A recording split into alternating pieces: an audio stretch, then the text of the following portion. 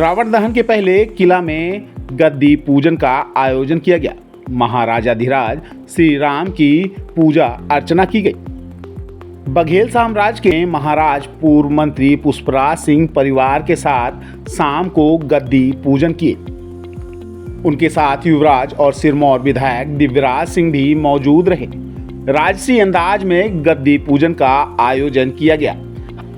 गद्दी पर राजाधिराज को विराजमान किया गया था। वहीं राजा जमीन पर बैठकर उनकी पूजा अर्चना किए।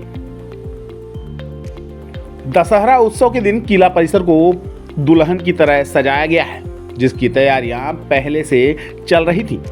गद्दी पूजन के बाद चल समारोह एनसीसी मैदान के लिए रवाना हुआ। आपको बता दें कि यह परंपरा करीब 400 साल पुरानी है। रीवा राजघराने में कोई भी राजा गद्दी पर नहीं बैठता। भगवान राजाधिराज ही विराजमान होते हैं। बांधवगढ़ से ही यह परंपरा चली आ रही है। ऐसा कहते हैं कि विंध्य का इलाका लक्ष्मण का था।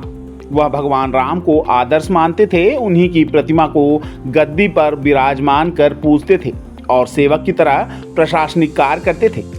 इसी परंपरा का निर्वहन बघेल साम्राज्य करता चला रहा है। विजयादशमी के दिन रीवा किला में गद्दी पूजन का आयोजन किया गया। राजपुरोहितों के द्वारा वेदों के मंत्र उच्चारण के साथ राजसी अंदाज में पूजा अर्चना कराई गई। इस दौरान महाराजा पुष्पराज सिंह और युवराज दिव्यराज सिंह मौजूद रहे। राज परिवार के कई सदस्य भी इस पूजा कार्यक्रम के दौरान मौजूद रहे।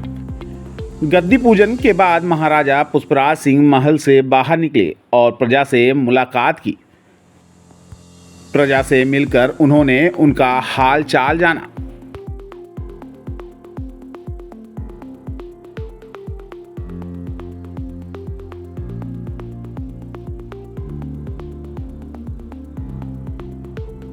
दशहरा के दिन गद्दी पूजन के बाद नीलकंठ पक्षी को आकाश में उड़ाने की भी परंपरा है।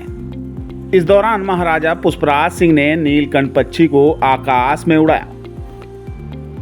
महाराजा पुष्पराज सिंह के बाद युवराज दिव्यराज सिंह ने भी नीलकंठ पक्षी को आकाश की ओर उड़ाया। गद्दी पूजन के बाद ही किला से चल समारोह दशहरा मैदान के लिए रवाना होता है। इस चल समारोह में भगवान राम का रथ सबसे आगे होता है। उसके पीछे पीछे झांकियां निकाली जाती हैं। एनसीसी मैदान में पहुंचने के बाद रावण दहन का आयोजन किया जाता है।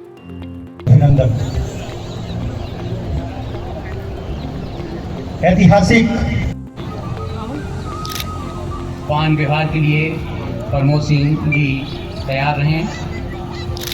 पद्मश्री प्राप्त है या भारत में उन्होंने कुछ बहुत काम किए हैं, बहुत बड़े काम किए हैं, जिसमें अपना विंध्य भी सम्मिलित रहा है। उसको भी आज आप देखेंगे। आज सबसे बड़ी बात यह है कि जो एकता नगर में माननीय प्रधानमंत्री जी के विचार से और सोच से म्यूज़ियम बन रहा है, वो म्यूज़ियम के क्यूरेटर हमारे बीच में हैं, जिसके बारे में मैं जब अवार्ड दूंगा तो और सारी बातें कहूँगा। धन्यवाद।